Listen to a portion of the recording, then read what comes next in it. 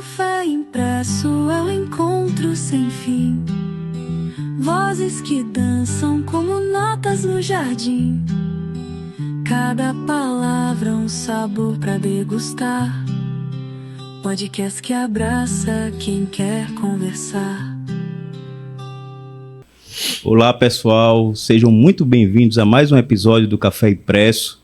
Antes de tudo, peço que vocês possam estar ativando os sininhos das notificações, compartilhando nosso conteúdo para que mais pessoas tenham acesso a nossos projetos, às nossas conversas, nossas temáticas aqui abordadas. Hoje temos a grande felicidade de estar recebendo 3 grandes amigos que a gente fez. Genicleide Lima, que foi a primeira, junto com Edivaldo Freitas, e em seguida conhecemos também Marta Mônica. Sejam muito bem-vindos, pessoal. Eu vou dar a oportunidade, Edivaldo, logo às mulheres, vamos ser carvalheiros e dar logo a oportunidade para que elas possam se apresentar. Vou pedir para a Genicleide poder se apresentar um pouco, falar um pouquinho de quem é Genicleide para quem não conhece. Eu sou Genicleide Lima, tenho 2 livros publicados, não é? Um Segredo em um Sonho e Pétalas de Emaguile. E estamos caminhando para o 3º, né? Que é O Amor é Transparente. Seja muito bem-vindo, Genicleide. Agora, seja muito bem-vinda também, Marta. Queria que você também pudesse estar falando para nossos ouvintes. Chamo-me Marta Mônica. Sempre gostei das letras, sempre gostei da literatura. Eu vou publicar o meu primeiro livro, graças ao Senhor. Foi uma coisa assim que eu estava dizendo, eu cheguei na gráfica dizendo que só no próximo ano. E de repente aconteceu tudo ali, foi até bem surpreso para mim. E eu estou hoje aqui muito feliz. Desde já eu estou agradecida à editora por ter me concedido essa oportunidade. Seja muito bem-vinda. Ao amigo também Edivaldo, uma boa tarde, seja muito bem-vindo. Eu queria também que você pudesse se apresentar para os nossos ouvintes. Boa tarde a todos. Eu me chamo Edivaldo Freitas, né? Estou começando nessa trajetória. Por sinal, para mim foi um privilégio encontrar a IGP, porque sem esse pessoal eu não estaria aqui, não é? Então, só tenho a agradecer de coração e vamos em frente e que Deus nos ajude sempre. Hoje o Café Impresso tem um tempero a mais. Quer ver a amizade de vocês, não é? Que é uma amizade que levou à prática da publicação literária. E isso é muito bonito da parte de vocês.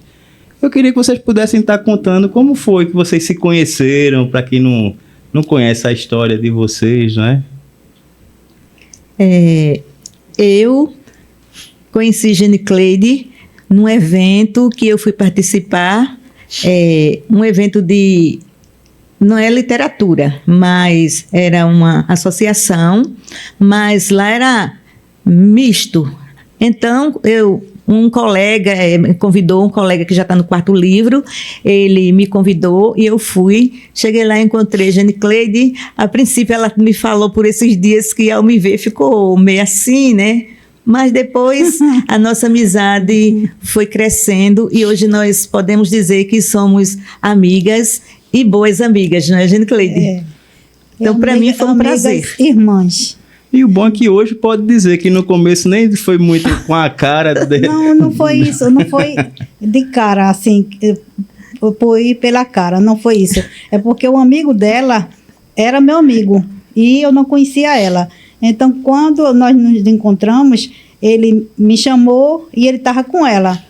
Então, eu cheguei lá toda sem jeito, né? Porque pensei que ela era a esposa dele, né? Aí foi então, quebrando o gelo, né? Aí ele me chamando, né? Genicleide, né? Numa boa assim, não apresentou ela como esposa nem nada, então tudo bem, mas ela lá e o cá, né? Porque eu digo, não sei quem é ela, mas depois foi tudo fluindo, né? E nós realmente somos quase irmãs, realmente. Agora eu pergunto para o Edivaldo Freitas. Ô Edivaldo, como foi essa questão também de conhecer e fazer amizade com Janicleide e Marta? Eu queria que você pudesse também estar falando um pouco. Bem, eu acho muito interessante quando nós nos conhecemos. Eu a conheço há uns 20 anos, aproximadamente, e nós trabalhávamos na mesma empresa de transporte coletivo. No caso, Janicleide. Janicleide, né? a Janicleide. Entendeu? Tive o privilégio de tê-la como minha companheira direta de trabalho. E é bom até abrir também um adendo aí que vocês trabalhavam no coletivo, não é? Exato. No coletivo. Eu era motorista e ela costumava chamar carinhosamente minha secretária, que era cobradora. Entendeu? E graças a Deus, às vezes que eu tive a oportunidade de trabalhar com ela, eu me senti muito privilegiado, porque ela sempre foi uma pessoa muito educada, muito dedicada, uma pessoa que nunca teve problema com nada. E então eu me desliguei da empresa, entendeu? Ela continuou.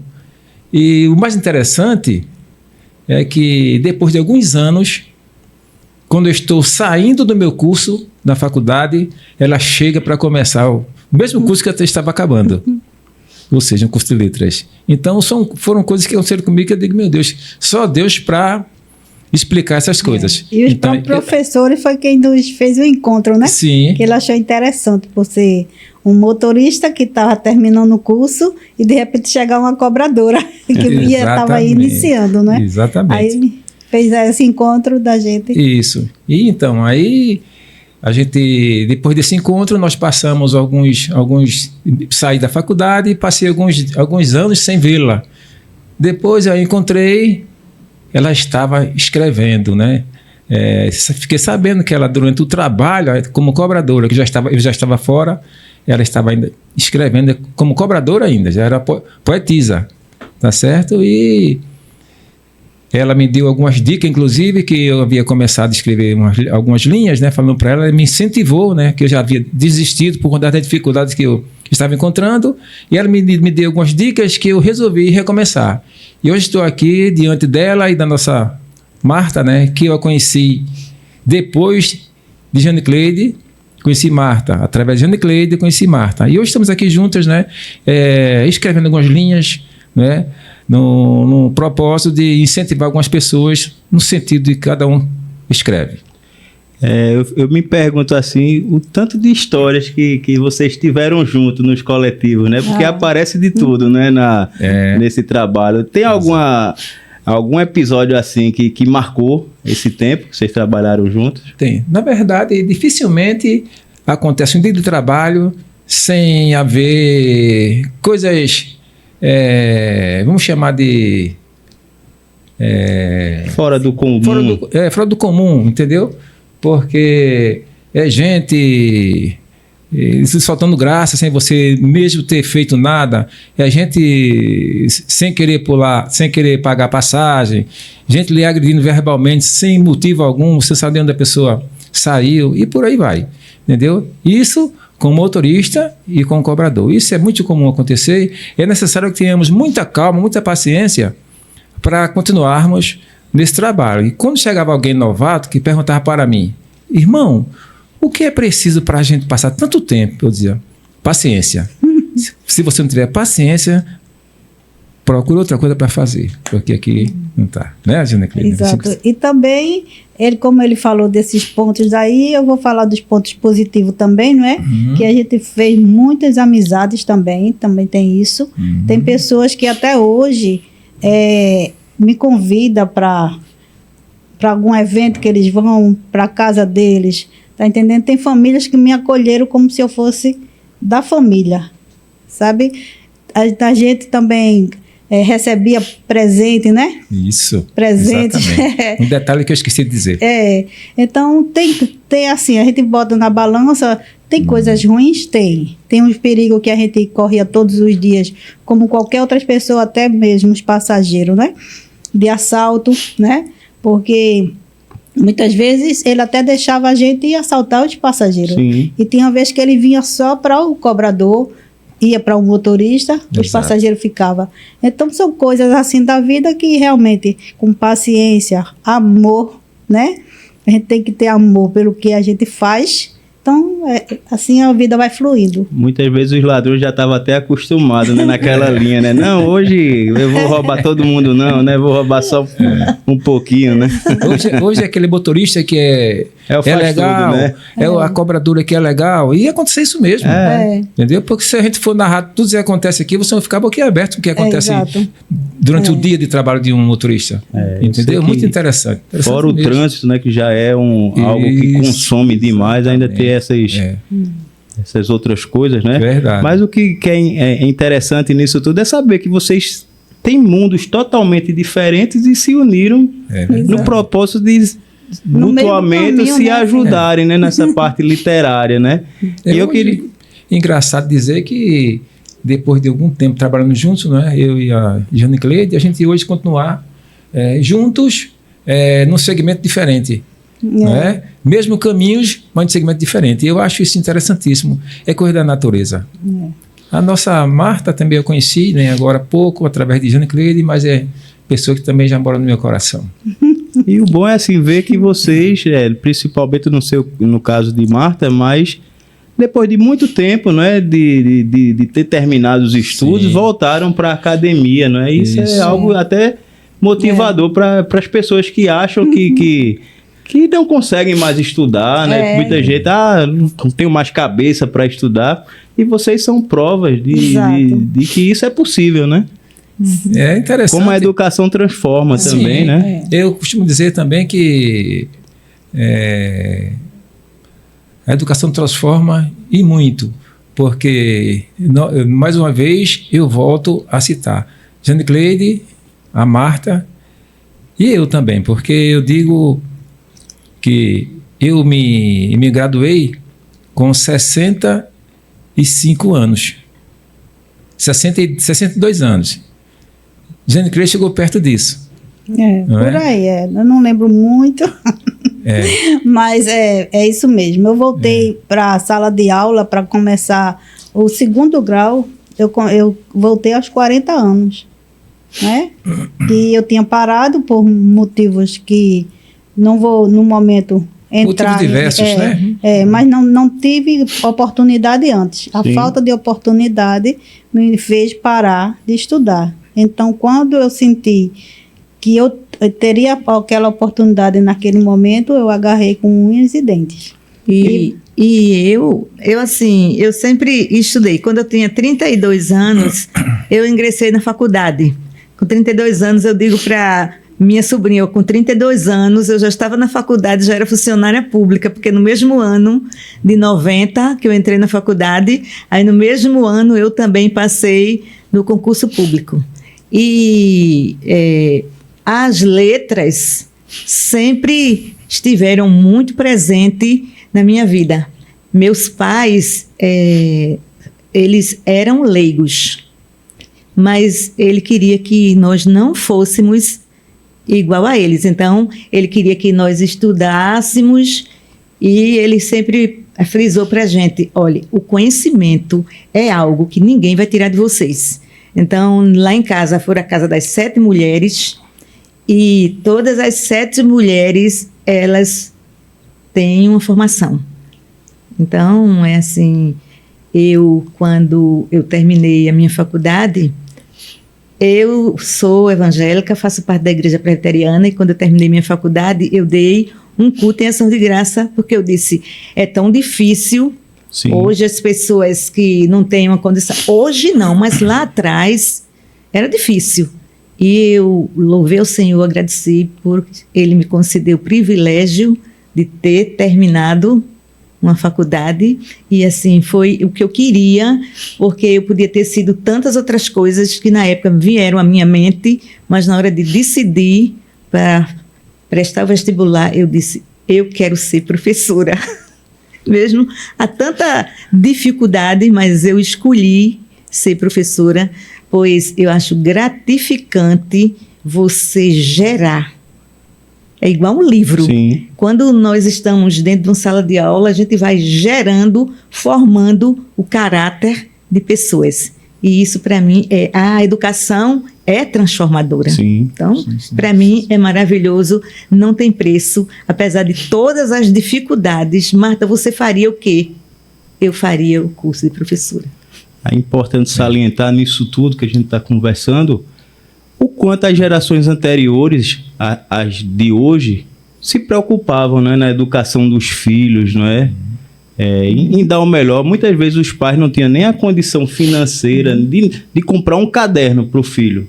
Verdade. Mas se preocupava com o estudo. Era rigoroso com os estudos. Verdade. Hoje a gente não vê a nova geração tendo esse rigor com os filhos, né? E com a facilidade que tem. E hoje, né?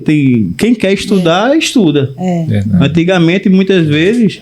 Eu cito muito a minha sogra, que andava 12 quilômetros para ir para a escola, entendeu? E não era 12 para ir, 12 para voltar, entendeu? Ainda casa cheia de menino ainda, entendeu? Aí era difícil, não é feito hoje. E a gente vê também, por outro lado, uma nação que não valoriza a figura do profissional de educação. Exatamente. O professor é muitas vezes escanteado, o professor é muitas vezes até humilhado dentro de sala de aula. Né? Apanham até. Vários casos aí até de morte de professor, porque o professor quer o melhor para o aluno. Isso é desesperador. A gente vê uma sociedade que está anos-luz atrás, por exemplo, do Japão, que o professor é reverenciado até pelo imperador. Verdade. Porque ele sabe qual é a real função social e de transformação que o professor exerce. Mas a gente está muito longe ainda de chegar num nível de excelência que outros países têm, né? Isso é tão sério que estavam até assim fazendo promoção assim para quem quisesse fazer o curso, né, para ser professor, estava tendo promoção. Eles estavam facilitando porque a turma nem estão querendo mais, porque vê o exemplo das pessoas que estão lecionando, então eles vão querer outras coisas. Porque além do salário, né, aí eles têm medo. Então está acontecendo isso, né? Estão vendo o que estão fazendo para ver se incentiva as pessoas a fazer o curso para ser professor. O professor hoje sofre bastante, porque... Os professores são tratados com descaso, com desprezo, entendeu? São vítimas, e são verdadeiras vítimas dos alunos. A gente vê isso muito embora muitas emissoras, muita empresa de divulgação não trabalha nesse sentido. Só mostra o lado bom. Mas se a gente for observar direitinho, eu não sei como é que ainda consegue encontrar pessoas que se prontifiquem, entendeu? A encarar uma sala de aula, porque não é fácil.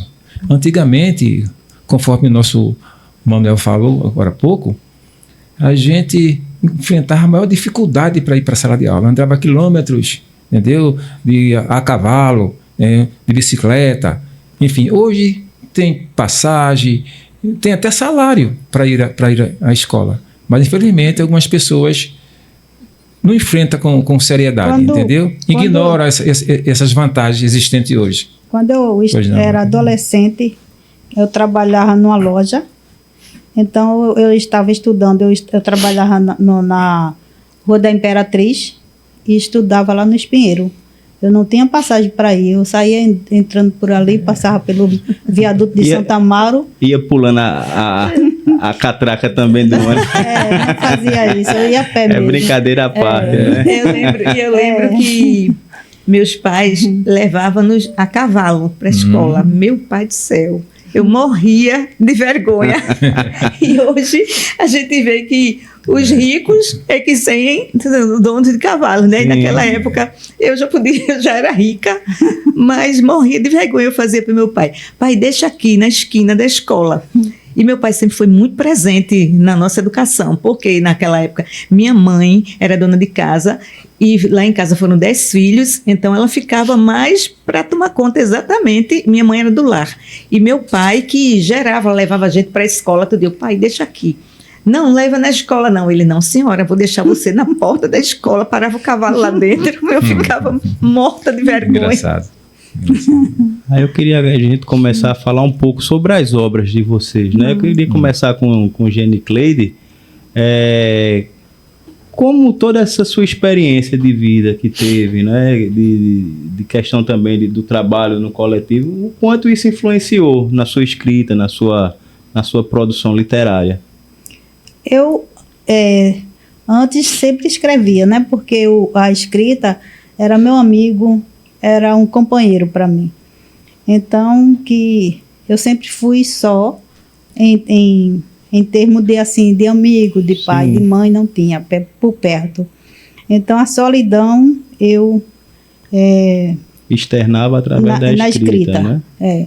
Mas não vinha esse negócio para escrever, de repente, um livro e tal. Então, o tempo foi passando. Eram textos soltos, né? Era só para... Poemas. Esvaziar a mente ou, de repente, preencher com coisas boas, né? Sim. Enfim. Então, fui para o coletivo e lá, enquanto o ônibus, né, andava, tal assim, aquela ânsia de escrever, né? Então, tinha panfleto que a turma entregava pela janela do ônibus, né? Eu pegava... Aí servia de base para escrever. Quando o motorista, eu trabalhei com um motorista que ele via que eu estava sempre escrevendo, aí ele me deu aí, minha filha. Aí a turma dava, ele me entregava, que ele sabia que eu aproveitava aqueles papéis, porque ver uma página em branco dá uma agonia, eu tenho que estar preenchendo, tá entendendo? Então, eu aproveitava aquilo dali. E ia escrevendo e guardava, sabe? Aí foi quando... eu vi tantas coisas ali e mostrava assim para um amigo, a fiscal, e mostrava. Aí disse, você podia fazer um livro. Só que eu achava que realmente, para a gente que vai começar e não conhece ninguém, não é tão fácil. Sim. Não é? Mas aquilo dali encheu a minha alma de alegria, assim. Eu fazer um livro... Disse, eu vou fazer mesmo. Mas só que eu não conhecia ninguém da área, né? Eu não conhecia. Mas por trabalhar em coletivo, eu passava e olhava tudo que estava escrito e via, assim, editoras. Então eu largava e saía na porta, batendo assim, mas não foi fácil, não foi nas primeiras que ele aceitou fazer meu trabalho. Mas teve uma que me recebeu muito bem, viu que realmente era algo que estava querendo, pediu para ver o meu trabalho e disse, eu vou fazer o seu livro. E me deu o maior apoio, assim, que eles lembram até vocês hoje, né? Pelo acolhimento. Eles deram esse acolhimento. Sabe, a capa escolheram comigo, sabe, que eu não tinha ideia de nada. O meu primeiro livro não teve prefácio, não teve nada por não saber. Aí o pessoal foi lhe conduzindo, lhe orientando, exato. Né? E fez... É o Pétalas de Gemaguile, não? É o Segredo de um Sonho, que eu não tenho mais. É um Segredo de um Sonho, foi em 2009. Certo. E a partir daí que, assim, para essa dificuldade, eu disse, pronto, fazendo esse livro estou feita. Tá entendendo? Mas aí é onde começa o trabalho do livro, né? Aí daí foi quando, a partir dele, eu tive o privilégio de... Primeiro foi conhecer, né, o Antônio Vieira. Sim. Que, quando ele soube que eu escrevi o livro, ele tinha conhecimento já na área e ele indicou... É um grande comunicador da literatura, exato, né, em Olinda, né, em todo o estado, né? Então, eu conheci ele em outro viés, mas não sabia nem que ele escrevia, nem ele sabia desse meu sonho de escrever, né? Ele também não sabia. Mas quando ele soube que eu escrevi o livro, ele indicou a UBE, né? Sim. Que é União Brasileira dos Escritores. E a partir dali, o primeiro escritor foi ele, que eu conheci, né? E conheci os outros que faziam parte da UBE. Sim. Então, quando eu entrei ali, eu vi que eu não podia parar. Eu disse, agora eu tenho, assim, um outro caminho para seguir e fazer outros escritos. É interessante falar também que a senhora é acadêmica, né? Sou. Queria que falasse um pouquinho da associação. Pronto. Aí, a partir daí, conhecendo as pessoas, foi quando surgiu que tem que morrer um, né? Sim. Aí surgiu a vacância da cadeira 10, né? Que a senhora ocupa hoje, né? Então, um colega que eu, às vezes, até digo que ele é meu padrinho, são 2. Aí eles dizem, não, somos amigos da literatura, porque ele me deu o maior apoio para isso. Geraldo Ferraz e Melquíades Montenegro, que hoje ele está até fazendo um lançamento de um livro lá na Livraria Jardim.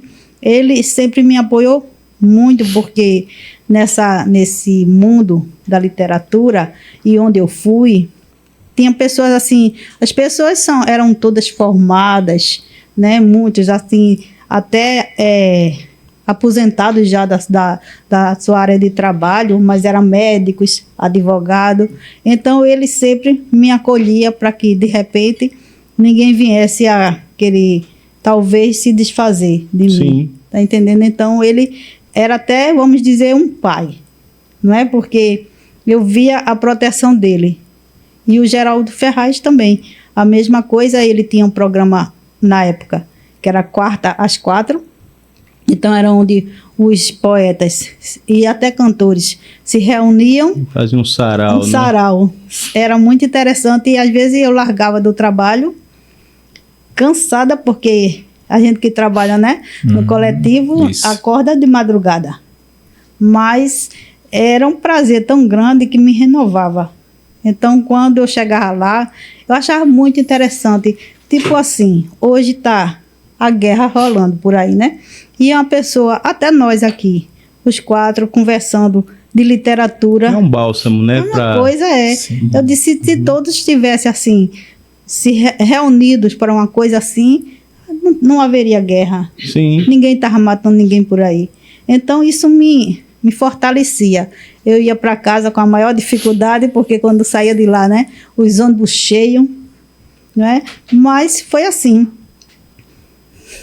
Eu queria também que Marta pudesse externar o quanto a sala de aula, a questão da sua vivência como professora, lhe motivou a escrever. A gente vê na sua escrita, que é uma escrita doce, uma escrita com muita fé presente, mas também tem um pouquinho de retórica também na sua escrita. Eu queria que você pudesse estar falando um pouquinho. Eu digo que a sala de aula, para mim, foi um verdadeiro criadouro, porque desde criança, porque o meu primeiro livro que eu li, eu acho que eu estava na 2ª série, né? Então, A Ilha Perdida, e quando eu li esse livro, eu descobri aquela ilha perdida. Meu Deus, existe isso. Eu fiquei encantada pela Ilha Perdida, porque na época nós não tínhamos muito acesso à literatura, e principalmente as pessoas que não tinham uma condição financeira boa. Então, a gente não tinha muito acesso, não tinha televisão. E eu digo, eu li esse livro, a sala de aula, desde a minha infância, eu li esse livro, A Ilha Perdida, que até hoje é um clássico infantil muito famoso, né? De Maria, acho que é Maria Sodré, não tem muita, mas eu acho que é, de Maria Sodré. E eu fiquei encantada. Eu já gostava, mas quando eu li esse livro, A Ilha Perdida, realmente ele me levou a uma ilha. E ali, o nome do livro, A Ilha Perdida, mas eu me achei dentro daquela ilha, né? Eu disse, meu Deus, essa ilha perdida, mas eu me achei, eu achei tudo muito fantástico. E desde dessa época, eu já, assim, na sala de aula, quando a professora dizia, quem quer ler? Eu era a primeira, não, eu quero ler, não sei o quê. Eu achava maravilhoso essa coisa da leitura, viajar através da leitura. Isso é muito fantástico, porque eu dizia, quando eu estava em sala de aula, já ensinando, eu falava para os meus alunos, vocês querem conversar? Eles diziam, quero, professora. Aí eu, calma, então vamos ler. Não, professora, porque quem não lê, não conversa. Então é preciso a gente ler para entender, para poder conversar.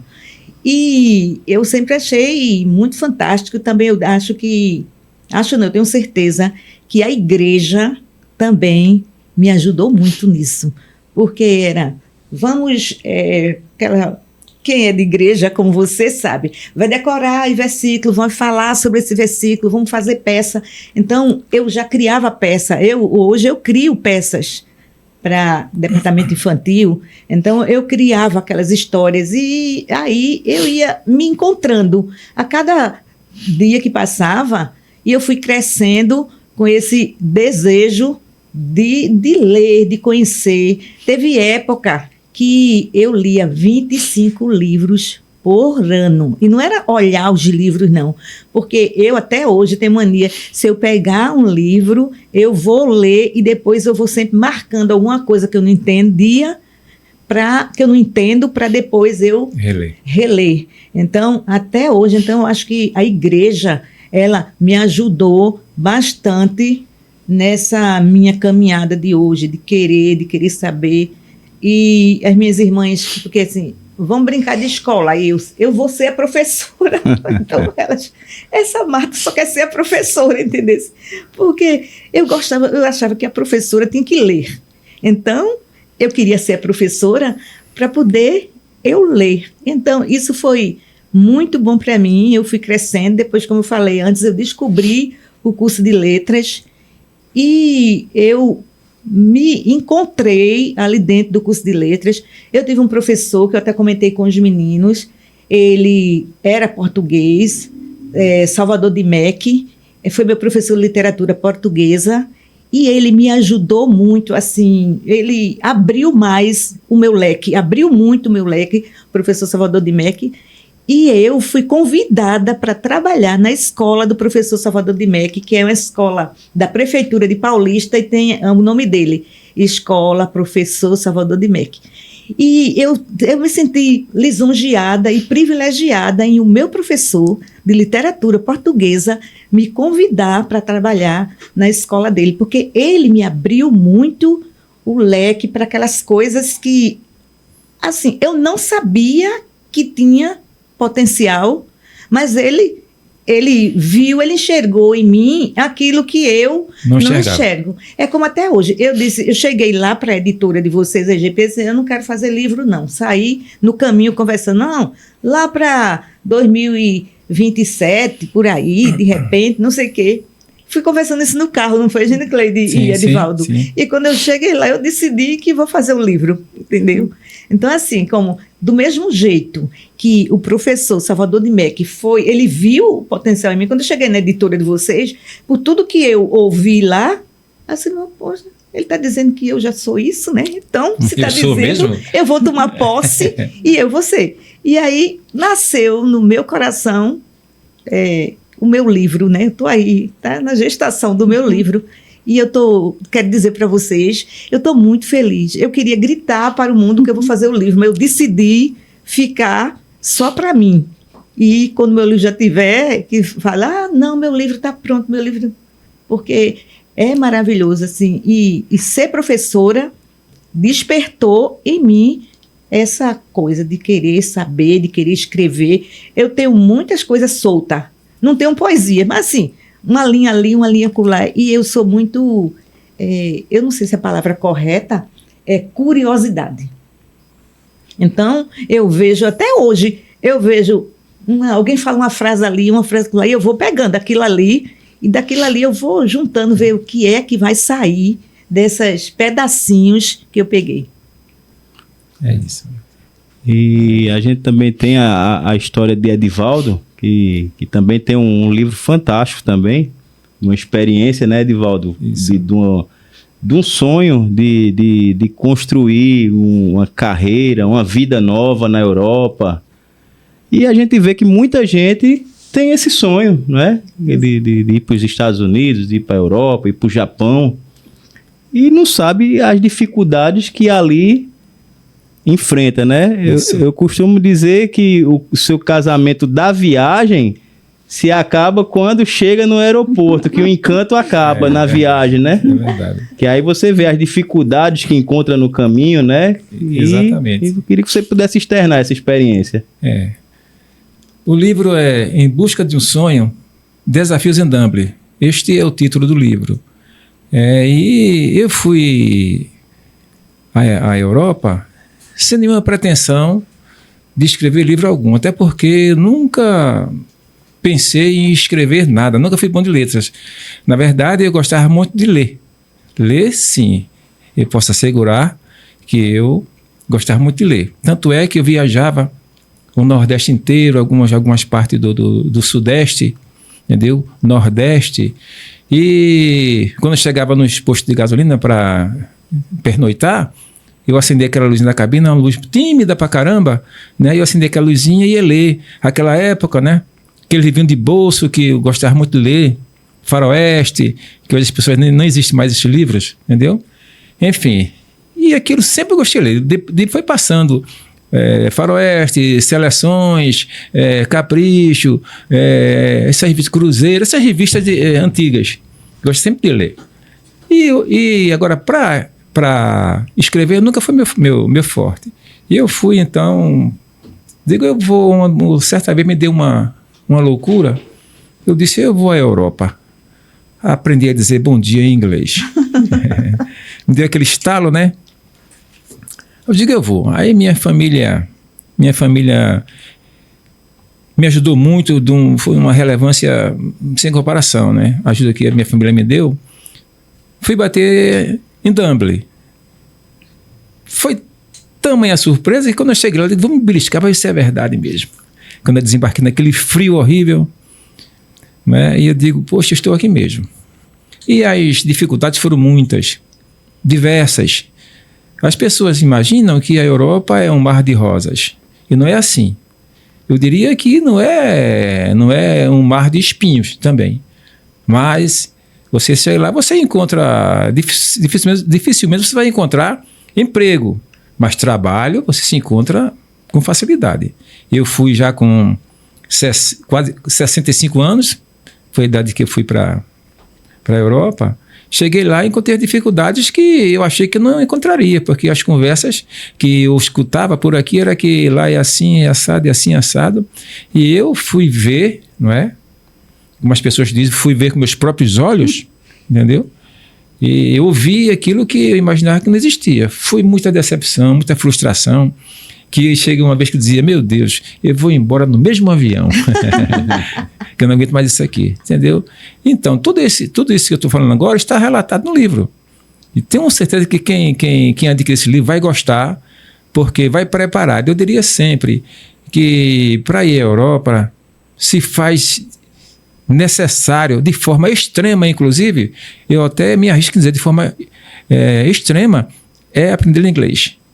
Porque você, sem saber inglês, você está perdido, entendeu? As pessoas que chegaram depois de mim, lá, conseguiram dar um passo à minha frente porque sabiam inglês. Então, passava para ser cozinheiro, passava para ser garçom, e eu ia ficando na cozinha, entendeu?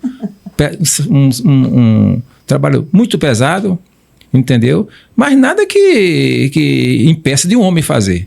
Tanto é que eu fiz durante quase 10 meses, entendeu? Em 2 restaurantes.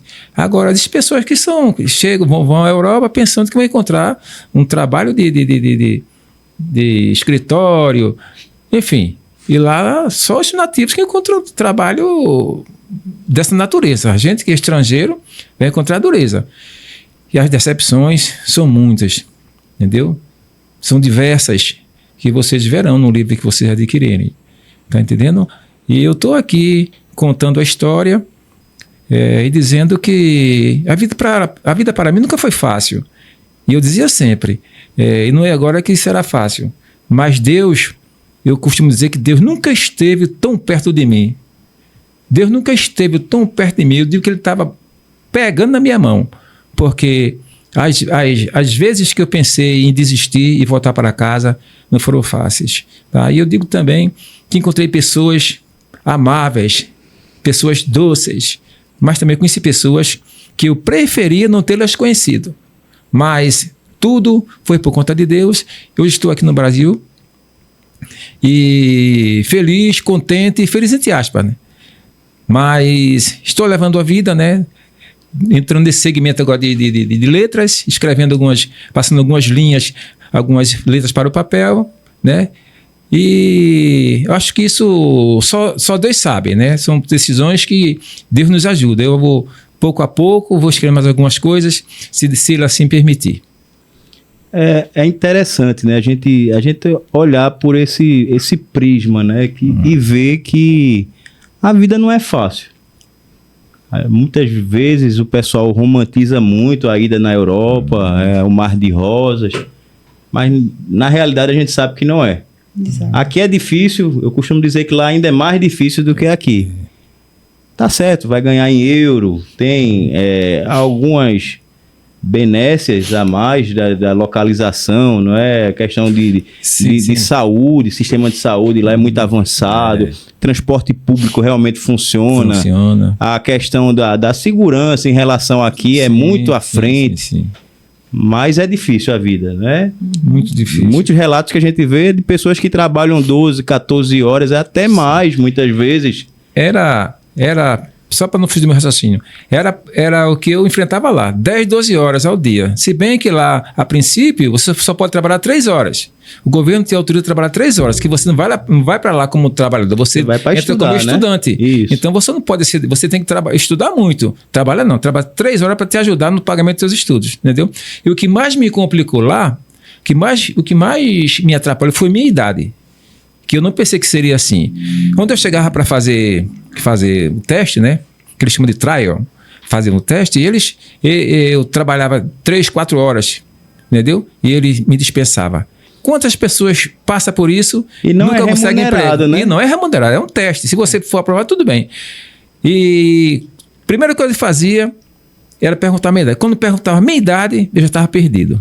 Só houve 2 lugares. Um que eu fui numa certa ocasião, eu fui lá, não perguntaram a minha idade, se era isso para fazer. Eu agarrei com unhas e dentes. Trabalhei 5 meses. Saí no domingo, eu saí desse, na quarta-feira eu estava no outro. Entendeu? Porque da mesma forma, não perguntaram a minha idade. Disseram, esse aqui para fazer. E eu agarrei até a minha volta para o Brasil. E as falsas promessas também, né? Também que pelo que eu li no seu livro, tem um pessoal lá que você ainda está aguardando o retorno deles até hoje, né? Exato. Vá para casa e aguarde minha ligação, meu contato. E se ligarem? É? Se ligarem. Eu volto. Eu volto. Não volta nada. Não. E a gente também sabe que a arte de escrever não é para todo mundo. É uma arte difícil. Escrever é algo realmente que move o coração das pessoas e não é fácil fazer. E como vocês três, como amigos, se ajudam nesse processo? Existe muito de mandar o outro, dá uma olhada nesse texto aqui, o que é que você acha? E quando a gente pede a crítica, e a crítica não é o que a gente quer ouvir. Isso. Geralmente, esse teu texto não tá bom. Como é que a gente reage também como escritor? A gente também tem que ter a humildade, né, de também ouvir, né, o outro lado, né? Eu queria que vocês falassem um pouco sobre essa interação. Em relação a isso, eu, graças a Deus, eu sou bem resolvida sobre a crítica. Porque eu digo, a crítica, ela é uma crítica, que seja construtiva ou não, mas de qualquer modo é uma crítica. E eu tiro lições mesmo da crítica que não construtiva. E quando eu ingressei assim, comecei a dizer, não, Marta, eu cheguei numa academia, disse, Marta, aqui tem uma escritora nova, ela vai recitar. Aí eu, meu pai do céu, aí eu fiquei, quem é? Porque até então eu não sabia de nada de escritor, não estava nem pensando nisso. Aí, quando eu vi, foi, Marta, venha recitar uma poesia. Eu fiquei assim, olhando, né? Aí eu disse, é você. Aí eu disse, meu pai do céu, eu vou recitar, cai balão aqui na minha mão. Aí eu disse, poxa. Aí eu falei para ela, eu disse, Genicleide, eu não sei não, eu não sou escritora não, Genicleide, não sei não. Ela, não, você vai, recita aí. Você não tem isso aqui? Tem. Aí eu recitei. E aí, como eu disse, eu não tenho problemas com crítica. Aí eu sempre fazia meus escritos, que até então eu não chamava de poesia, agora eu já vou chamar de poesia, já estou chamando de poesia. Pegar meus escritos, eu mandava para um amigo nosso, Alexandre Josias. Só que como ele é muito, muito meu amigo, aí às vezes ele não falava que estava ruim. Aí ele lia, aí dizia assim, tá bom, mas eu via na cara dele que não estava. Também assim. Aí eu dizia a ele, olha, acontece que eu estou pedindo a você, porque você já está no seu 4º livro, e eu estou querendo escrever, então eu quero que você diga, como um professor meu, quando eu estava fazendo a minha monografia. Ele chegou para mim e falou assim, eu levei umas 20 páginas, ele riscou tudinho, e só cada vez que ele riscava, parecia que estava apunhalando meu coração, e ele riscando, e eu ficava olhando para ele assim. Aí quando terminou, ele deixou uma página. Eu fiquei frustrada, desesperada, mas nem assim eu disse, bem, se ele é o professor, ele aprendeu para fazer isso, e ele está dizendo que está ruim, quer dizer, nem sempre é assim. Mas eu já tinha consciência, eu disse, é porque está ruim. Fiquei arrasada, mas cheguei chorando para as meninas, o professor Ivanildo pegou, rasgou tudinho, não sei o quê. Mas ciente que realmente aquilo ali, o que deu, eu disse, não, o que deu para aproveitar. Depois, quando eu fui fazer o apanhado de tudo, eu disse, não, realmente só deu para aproveitar esse pedacinho aqui que ele deixou e por bondade dele. Então, quando eu comecei, que disseram que eu era escritora, aí eu já fui, mandava, até para ela, eu mandava, e dizia, Genicleide, fala a verdade. E para o outro também, Alexandre Josias, fala a verdade para mim. E Alexandre Josias falava, Alexandre, não quero que você me agrade, não. E eu usava esse termo, eu não quero passar vergonha.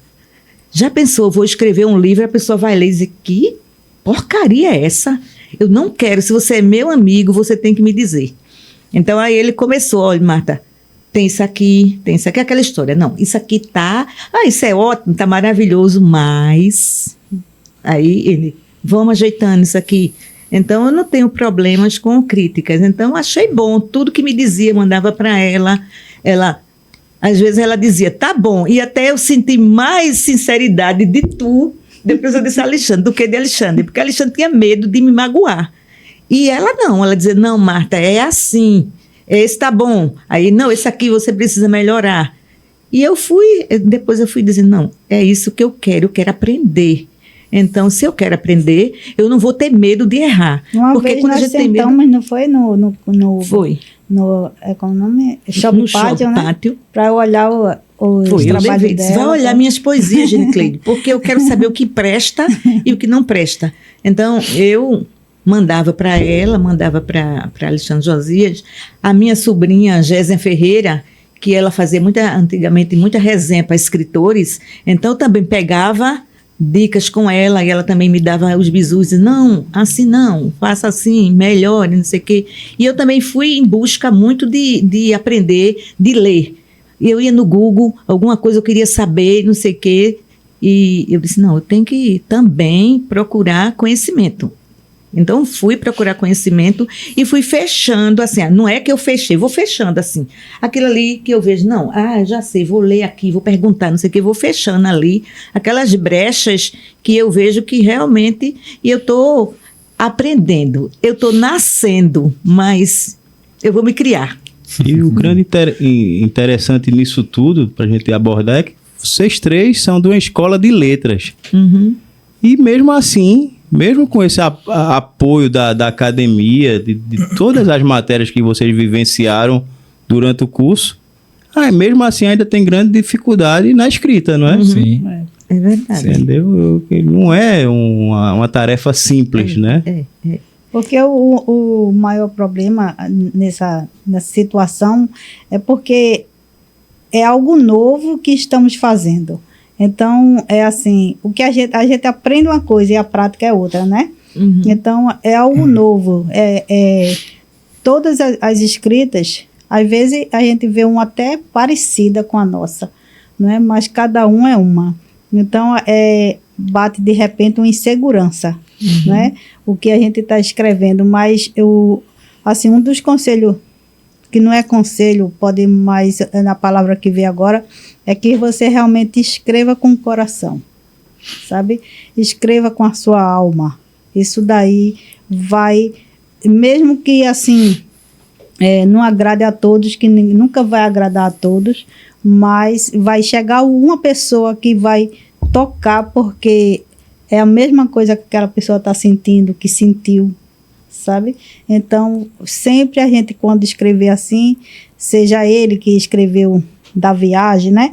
Mas escreva aquela verdade, sabe? A verdade que vem de dentro da gente, a verdade que ele viu, né? O que a gente sente. Isso daí é muito válido. Isso que você falou agora me chamou a atenção, que o que me fez, conforme eu falei anteriormente, eu não fui a Dumpre com o propósito de escrever nada, entendeu? Mas quando eu retornei ao Brasil, eu fiquei vendo algumas lives, né? alguns trabalhos nesse sentido, e fiquei vendo, poxa, cadê as coisas que eu vi lá? Que não estão aqui. Só tem coisas bonitas, lindas, que lá existe muita coisa linda, é verdade.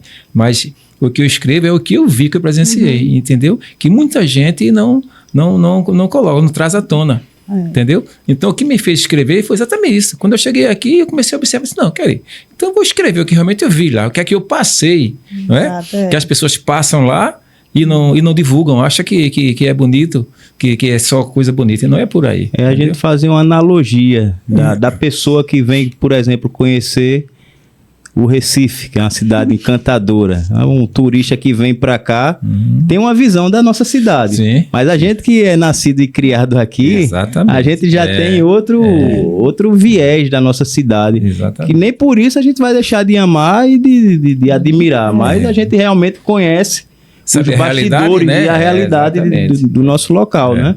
É o que aconteceu na sua viagem. A sua experiência realmente foi algo que lhe mudou como pessoa, como ser humano, né? Com certeza, com certeza. Foi uma experiência extraordinária, entendeu?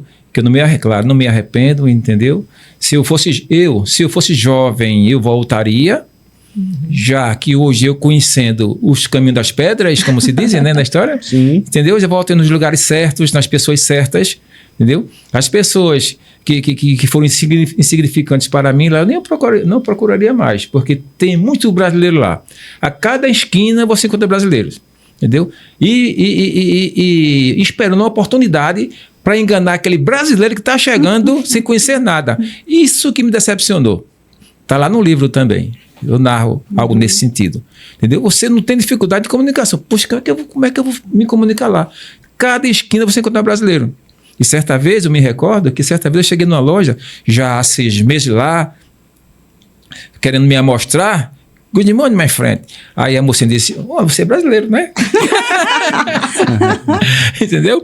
Aí eu fui vendo, cada esquina tem um brasileiro. Você não se preocupa com isso. Agora, a preocupação maior é você ser enganado. Porque lá é uma constância em tentativa de enganar. Em especial o brasileiro, eu nunca vi, cara, igual. O brasileiro, eu fui enganado por brasileiro, tá lá no livro também. Você, quem adquiriu o livro, vai ver lá a minha história. Eu vou... Tá certo? Obrigado. E que mensagem, Edivaldo, você traria para as pessoas que têm esse sonho de uma experiência fora do país? Que conselho você daria para essas pessoas que querem viver esse desafio? Bem, conforme eu falei anteriormente, para mim foi uma experiência assim, sem palavras para definir totalmente, entendeu? Eu falei agora também que eu voltaria. Então eu digo às pessoas que têm vontade de ir à Europa, que essas pessoas não percam a oportunidade, porque você deixar de buscar uma aventura, um trabalho, uma vida nova, é perda de tempo. Isso é perda de tempo. Então, a gente não pode estar perdendo tempo assim. Vai em busca dos seus sonhos. Conforme eu fiz, as pessoas dizem, você é doido, Edivaldo? Você com essa idade toda. Eu digo, eu sou doido, estou aqui. E vou trabalhar. Eu vou trabalhar. Depois que eu mudei o pensamento de vou voltar no mesmo avião, digo, eu vou trabalhar. Eu vou trabalhar porque eu vim para aqui para estudar e trabalhar. E trabalhei que preciso e digo às pessoas, não percam a oportunidade. Vocês serão felizes de lá, entendeu? É só ter cuidado, buscar pessoas, dormir com o olho fechado, outro aberto, entendeu? Porque o brasileiro lá lhe rodeia preparando, boto para dar em você. Mas não deixe de atrapalhar seu sonho. Vão todos em busca do seu sonho, porque vocês realizarão. Assim como eu fui capaz de realizar meu sonho, vocês serão muito mais capazes do que eu. Especialmente o jovem, entendeu? A idade não me meteu medo, não. Eu meti a cara e estou lá. E fui lá. Então, quem é jovem tem muito mais que ir mesmo, entendeu? Para estudar, vai conhecer o mundo inteiro, que a Europa realmente tem muito que se ver. Nesse último mês de março, né, a gente fez um evento alusivo ao Dia Internacional da Mulher e tivemos a participação de vocês duas como uma das homenageadas. Eu queria que vocês falassem um pouco o que foi participar desse evento, que foi o Mulheres Camará. Para mim foi gratificante participar desse evento. Eu digo assim, foi grandioso dentro da área literária, porque eu nunca tinha participado. Dentro da área literária, assim, eu me senti lisonjeada,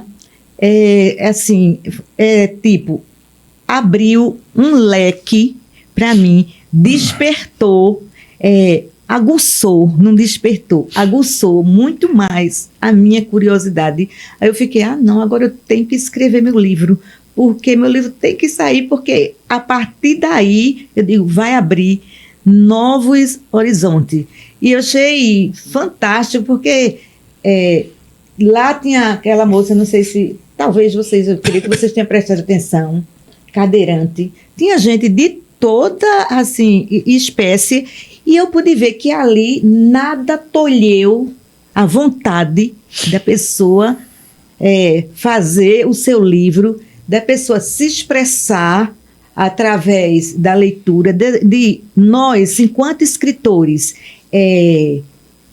formar cidadãos, porque as pessoas que vão ler os nossos livros, eles vão tirar algumas lições, tirar algumas formações daquilo que a gente deixou. Porque eu não acredito que quando as pessoas leem qualquer literatura, mesmo aquelas literaturas que dizem essas não servem, mas sempre servem de alguma coisa.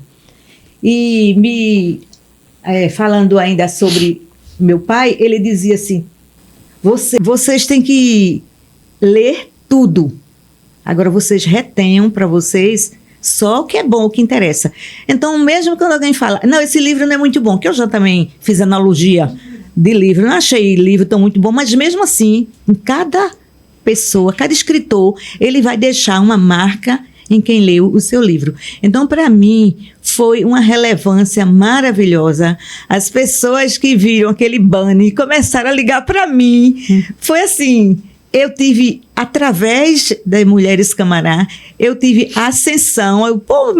Eu ainda nem sou escritora, nem tenho um livro. Não é que eu não seja. Eu não tenho ainda um livro publicado.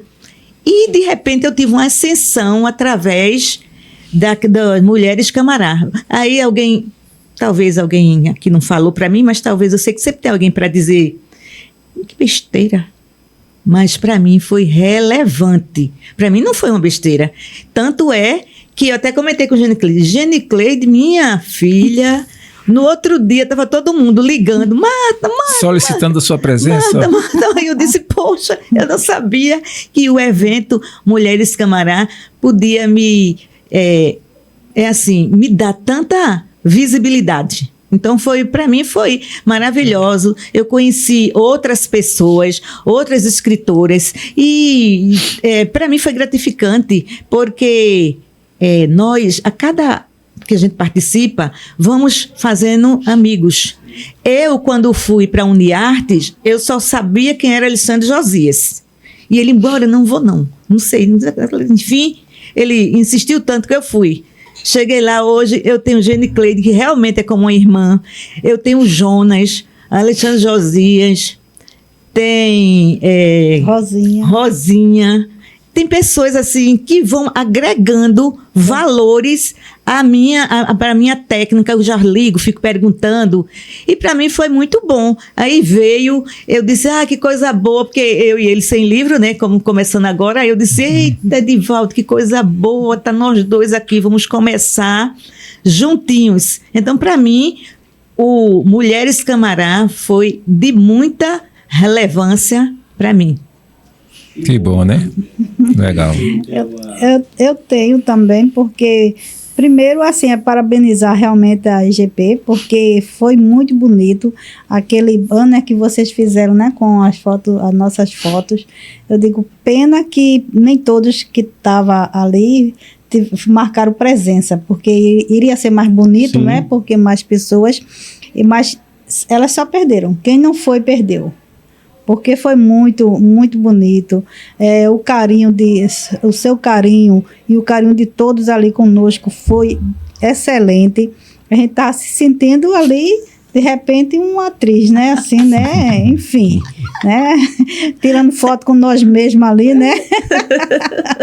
Porque, né, aquele banner com a gente ali, aí a gente tirava foto da gente ali, ao lado de nós mesmos. Então, foi muito interessante o troféu, né, que você, muito bonito, muito bem feito aquele dali. Quando eu cheguei em casa, que eu mostrei aqui os meus familiares, eu tenho 3 filhos, né, aí vem junto, vem as noras também, aí quando vê, fica tudo, sabe, feliz, porque eles me dão muito apoio. Quando eu faço os meus trabalhos assim, geralmente eu mostro para eles, né, tem um que é bem crítico, aí eu digo, é para ele mesmo que eu vou mostrar. É isso que eu quero. Aí tem coisas assim que é uma realidade, aí às vezes dói, sabe? Aí eles falam, mas mãe, é isso daí. Eu disse, mas é uma verdade, meu filho. Né? Se fosse uma invenção, aí poderia ficar feio, chato, mas é uma verdade. Mas vocês são merecedoras dessa homenagem. A gente tá só dando publicidade para o trabalho que vocês vêm desempenhando. Mas nem todos veem assim, né? Nem todos fazem isso. Então, você fazer, e principalmente até ela dizer assim, ela não tinha nenhuma obra preparada, e eu com vocês também estou começando, né?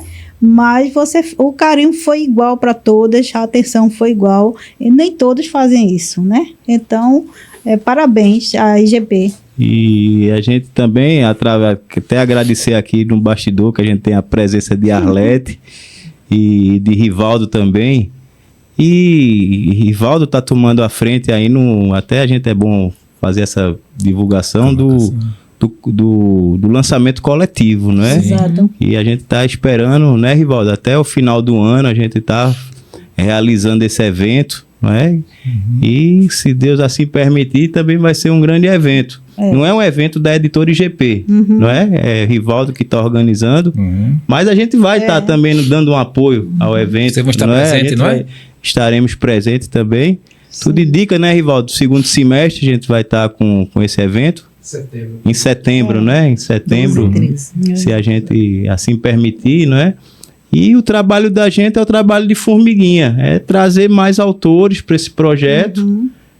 Imagina aí a gente fazer um evento coletivo aí com 50 autores, que evento grandioso seria, né? Então, cabe a gente fazer esse trabalho de formiguinha, de convidar, de dar publicidade, não é? E ajudar o evento, porque isso não é um evento da IGP, do Rivaldo, não, isso é o que eu costumo dizer, é a casa da literatura, isso é um evento da literatura. Então, evento nosso, o que a gente puder fazer juntos, vamos dar o melhor, né? Isso da cultura é maravilhoso, né? Porque as pessoas falam tanto em cultura, mas quando vê, a gente fica afastado dos eventos, porque não fazem eventos, né?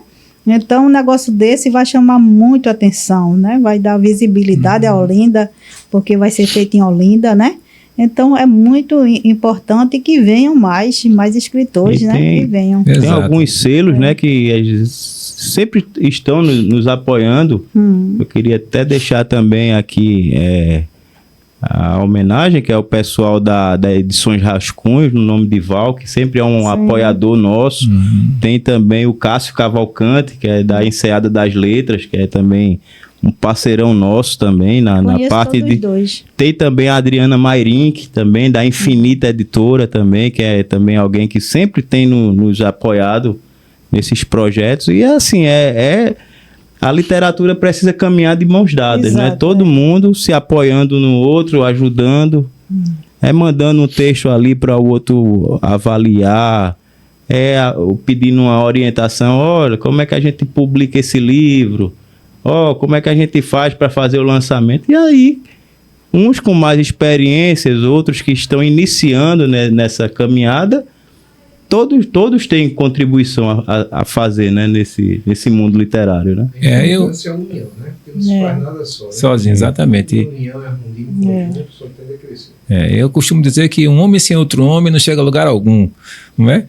Que realmente caminhar sozinho é complicado, não é? Infelizmente. E eu gostaria de acrescentar também que eu não sei uma razão precisa, a razão exata, porque o brasileiro ainda lê pouco, muito pouco inclusive, não se sabe, por dificuldade financeira, por não querer, por não gostar, enfim, a razão falta de interesse mesmo. Também, não é? Porque, conforme eu falei anteriormente, eu li com uma dificuldade à noite, acendia aquela luzinha tímida da cabine para ler alguma coisa, porque eu gostava de ler. Quando se quer alguma coisa, né, pedindo ajuda a Deus, botando Deus na frente, a pessoa consegue. Não é só cruzar os braços e esperar Deus fazer. Não vai acontecer nada na sua vida. Como é gostoso, né, a gente passar o dia todinho trabalhando, pensando no descanso, de chegar em casa e dizer, eita, tem aquele meu livro, para continuar aquela leitura. Exatamente. Você passa o dia todinho pensando na leitura da noite. Exato. Eu não sei se vocês já tiveram esse desejo de passar terminar o dia todo esperando aquele momento da sua leitura. Né? Teve uma trilogia que eu ia trabalhar. Aí na época, assim, lá estava o trabalho, estava meio parado. Aí a gente ficava conversando, com todo mundo conversando, eu estava lá. Aí, mata!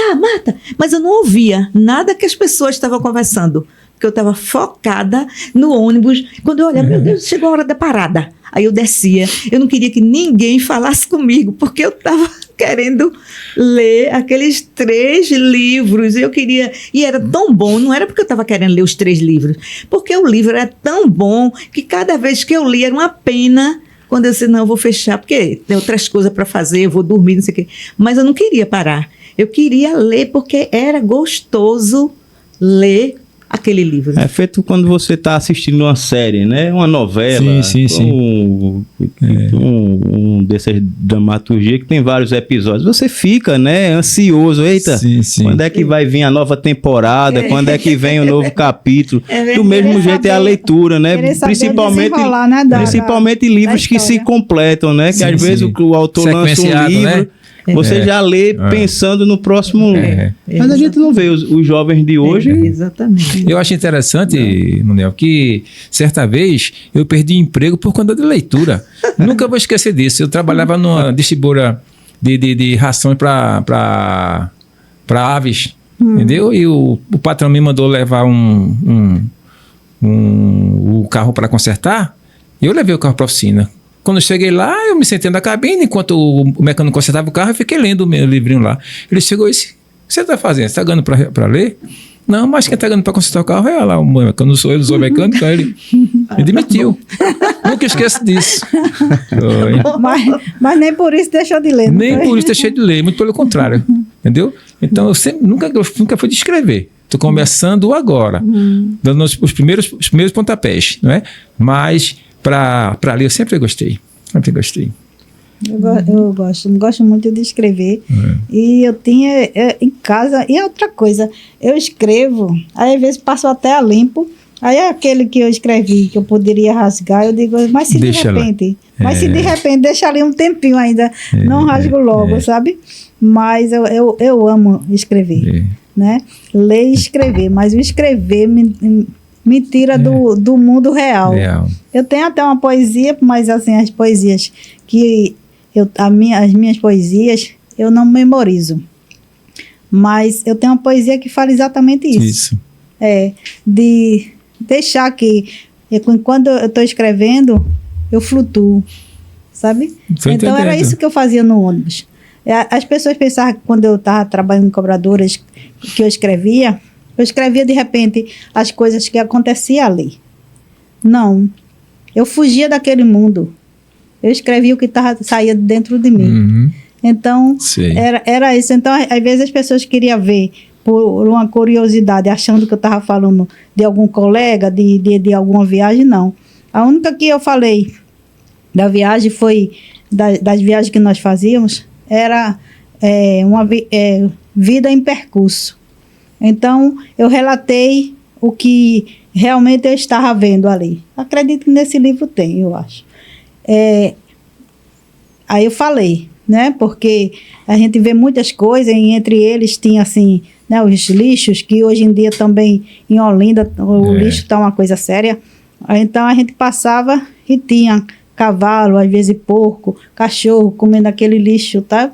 Aí eu olhava aqui dali, poxa, lixo não é para os animais estar comendo. Sim. Né? Mas eles iam para ali porque não tinha alimento. E às vezes até capim assim não tinha, porque o capim não existia.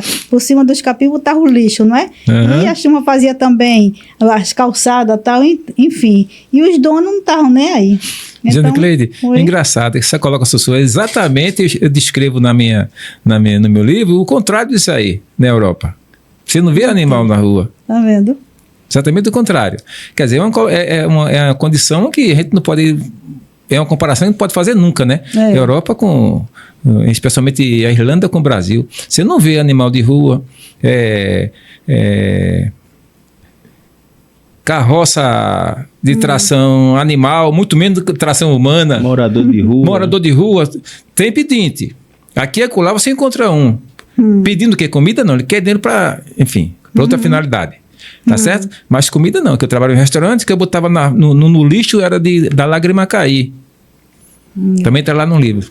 A gente Entendeu? caminhando aí pro final dessa conversa, Sim. foi muito gratificante. Já? Eu queria pedir para Marta recitar um dos seus poemas, que ela é uma excelente recitadora, Agora eu né? vou olhar aqui no celular. Enquanto ela procura aí, queria mais uma vez agradecer Jane Cleide, muito obrigado Eu que agradeço, né, por todo- esse momento tão... por toda essa confiança, né, que você depositou aí na IGP. Agradecer também para o Edivaldo, né, sempre paciente, sempre muito prestativo, né, que é o motorista particular, Meu né, Deus, Ele voltou aos tempos antigos, né? Porque assim, né? Que a gente dizia que eu tenho um motorista, né? agora ele é de inverter. Agora nós temos, né, Marta? Agradecer Mas ele Marta é um grande também, né, amigo, por uma grande sempre pessoa ele. essa forma amorosa que nos trata. Eu costumo dizer, Manuel, que existe uma frase antiga, né? Antiguíssima, inclusive, né? Que diz que quem não vive para servir não serve para viver. Eu acho que isso é o mínimo que eu posso fazer por uma pessoa. Eu não estou carregando ninguém nas costas. Do mesmo modo, quando eu trabalhava em ônibus, a pessoa vem me pedir uma passagem e eu negar, eu não me recordo nunca. Que essa minha conduta, inclusive, me salvou de um assalto que eu já narrei para meus colegas aqui. O cara chega de moto, eu boto a arma em cima de mim, entendeu? Quando eu levanto, ele diz, é o irmão de tal linha, eu digo, vai-te embora. Entendeu? Então, são coisas que a gente não perde nada com isso, não. Se a gente não ganhar, perder que não perde. Tá entendendo? Gente, antes de começar nossa conversa aqui, Aqui, ó, eu falei, né, vida em percurso. Sim, eu falei, separa também para recitar, eu falei do que é publicar livro. Não é fácil também, não. A gente como empresa realmente é árduo o trabalho. Dificuldade, é um trabalho que não dá um reconhecimento financeiro digno da energia que a gente... No empenho, né? empenho que coloca, mas é algo muito gratificante a gente saber que o nosso trabalho move o coração das pessoas que leem as nossas obras, né? E isso não tem dinheiro que pague, né? Essa satisfação, né? Ver no rosto de coloca vocês, o sonho né? da gente em nossas mãos, né? Ver no satisfação, sorriso, né? no rosto de cada autor, a satisfação de ter o filho em mãos, né? Sim, Que o sim. livro é um filho, né? Sim, sim. e até estimular você também que quer publicar seu livro, que quer tirar da gaveta suas ideias, suas temáticas, seus sonhos, que se estimule a escrever, que procure uma empresa realmente, se for na IGP, melhor ainda, né? Mas que procure uma empresa séria, uma empresa que possa lhe dar esse aporte, esse suporte na publicação, né, das suas ideias. Manuel, se você me permite, eu gostaria de dizer que não permita que seu sonho fique restrito a você mesmo. Passe suas ideias para um papel, divulgue. Tem tanta gente precisando ouvir aquilo que você tem a dizer, tá certo? E também aproveito a oportunidade para dizer para agradecer a vocês, né, que fazem parte desta honrosa empresa dessa IGP, entendeu? E que sem vocês, sem Deus e vocês, neste momento, eu não estaria aqui. Então, só tenho a agradecer, tá certo? Eu acho que eu comecei, dei o primeiro passo de forma vou chamar assim, de forma correta, de forma acertada, foi encontrar vocês para me ajudarem, para me conduzirem neste caminho que tem tanta dificuldade, mas vocês estão mostrando que vocês são talentosos, são profissionais, responsáveis e que nos levarão ao caminho que nós, como é que posso dizer, que nós merecemos chegar. Tá bom? Muito obrigado de coração. Eu que agradeço. Antes de recitar minha poesia, eu também quero agradecer à IGP Gráfica, pois o tempo todo, como vocês sabem, eu não pensava em escrever livro. E chegando na gráfica e editora de vocês, eu senti tão acolhida, foi um acolhimento tão diferente das outras pessoas. Vamos fazer o livro comigo. Vamos fazer o livro comigo. Mas aí eu não sentia, assim, acolhimento. Era como se vamos fazer o livro por fazer, mais um. Aí eu, não vou fazer agora não, nem pensei em fazer livro. Mas quando eu cheguei lá, você sabe, conversei com você, eu não vou fazer o livro agora. Eu já saí de lá, não, eu vou fazer o livro. Eu não tenho dinheiro para fazer o livro, não, mas eu vou fazer o livro. Saí de lá com essa certeza. Então eu quero agradecer a você, agradecer ao Rivaldo também, né? Mas você foi a primeira pessoa que nós tivemos contato e é só gratidão. E creio que outros livros virão, né? Outros livros virão. Que bom. Se Deus quiser. Sou muito grato a vocês pelo que está acontecendo em minha vida. Aí tem gente que diz, mas o que está acontecendo? Eu sei o que está acontecendo dentro de mim depois que eu conheci o pessoal da IGP. Então, eu sei o que está me acontecendo. Então, desde já, sou muito grata a vocês por tudo que está acontecendo e sei que ainda vai acontecer muitas coisas. E o importante salientar que não foi uma conversa de vendedor para querer lhe induzir a uma venda, não, né? Isso realmente a gente fez com que você despertasse o seu lado de escritora. Não deixou à vontade, né? E foi o que eu falei, não é obrigado a vir fazer com a gente, não, mas que você realmente tire esses textos que não sei se ainda estão guardados nas caixas lá, né? Não, agora eu já estou esvaziando as caixas para a semana, eu já vou mas começar. Realmente eternizar, né, Cleide? O acolhimento de vocês fez toda a diferença. Por isso que eu disse para você, relembra muito a 2009, quando eu bati nas portas e me acolheu e foi com esse carinho mais ou menos assim, dando todo o suporte e a gente fica segura, né? Sim, a gente se sente seguro com esse acolhimento. Então, muito obrigada, GP. Muito obrigada, Manuel e Rivaldo, né?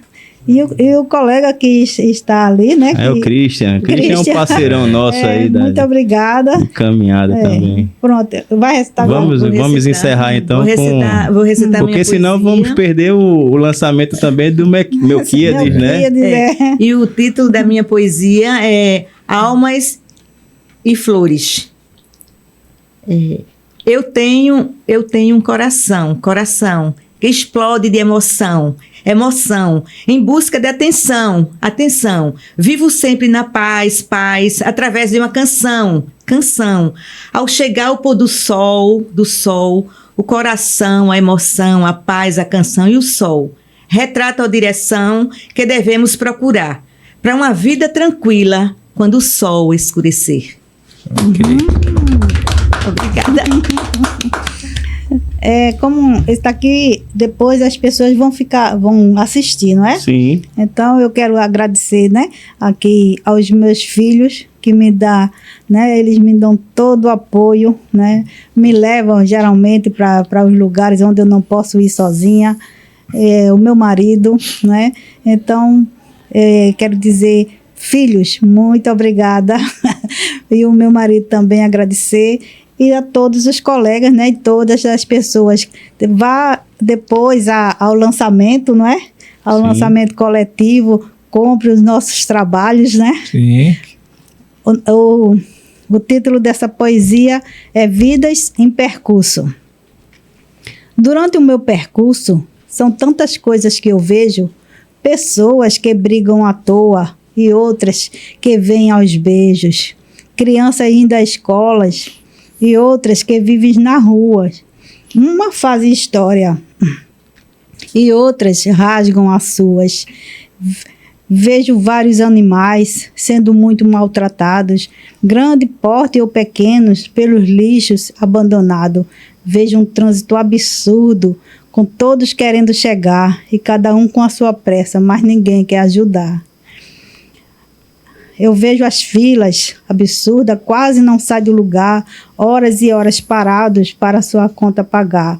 Vejo as flores plantadas no jardim dos corações e o amor pulsando forte com pétalas de emoções. Obrigada. Muito bom, muito bom. E é com esse espírito poético, não é? Que a gente encerra mais um episódio do Café Impresso, agradecendo mais uma vez a presença de todos vocês. E peço que Deus abençoe, que ilumine a mente de vocês, que vocês Amém. continuem produzindo material de qualidade, material de relevância. E deixo aberto aí, para caso vocês queiram ainda falar e agradecer mais alguém. Eu só quero agradecer mesmo a todos que depois irão assistir, não é? E mais uma vez a vocês. E estamos, e ao nosso, né? Nosso Edivaldo, Marta Mônica, né? E Arlete, que veio nos acompanhando com todo carinho, com toda paciência. Muito obrigada. Bem, então, para finalizar, né, eu gostaria de mais uma vez, eu não gostaria, né, eu quero agradecer a Deus, né, quero agradecer a Deus, agradecer a todas as pessoas que assistirão, né, a esse início de trabalho nosso, entendeu? Meus familiares, aquelas pessoas que participaram direta ou indiretamente, né, para que este trabalho se tornasse real, entendeu? E eu não vou citar nomes para não esquecer ninguém, sem justo esquecer ninguém. Mas, e finalizando, e por fim, né, a toda a IGP, né, não vou citar nome porque eu vou esquecer de alguns, que agora não está no momento, entendeu? E, enfim, é isso aí. Tá? Que sigamos com fé em Deus e pé na tábua, como se diz antigamente. Eu quero agradecer a todos vocês que estão aqui presentes. Eu quero agradecer ao pessoal da Gráfica IGP. Eu quero agradecer a Deus em primeiro lugar, porque antes mesmo de eu nascer, ele já tinha tudo escrito sobre minha vida, ele já tinha tudo informe, ele já sabia tudo, a cor dos meus olhos, os meus cabelos, tudo isso ele já sabia, então isso é motivo de muita gratidão. E eu quero dizer para as pessoas que têm um sonho de escrever, de fazer qualquer coisa, não deixe de realizar seus sonhos por medo, porque muitas vezes até alguém, até mesmo da família, nossos amigos, eles querem nos tolher. Mas eu digo para vocês, jamais deixe que alguém suplante aquilo que está no seu coração. Vá em frente que vai dar certo. É isso, Marta. Obrigado a você que nos acompanhou até o momento. Assim que tivermos as datas do lançamento coletivo, iremos colocar nas nossas redes sociais. Peço mais uma vez que você possa estar ativando o sininho das notificações, que esteja compartilhando nosso conteúdo, ajudando a difundir a literatura, nossas conversas, e aguardamos vocês até o próximo episódio. Muito obrigado. Até a próxima. Café Impresso é um encontro sem fim. Vozes que dançam como notas no jardim. Cada palavra um sabor pra degustar. Podcast que abraça quem quer conversar.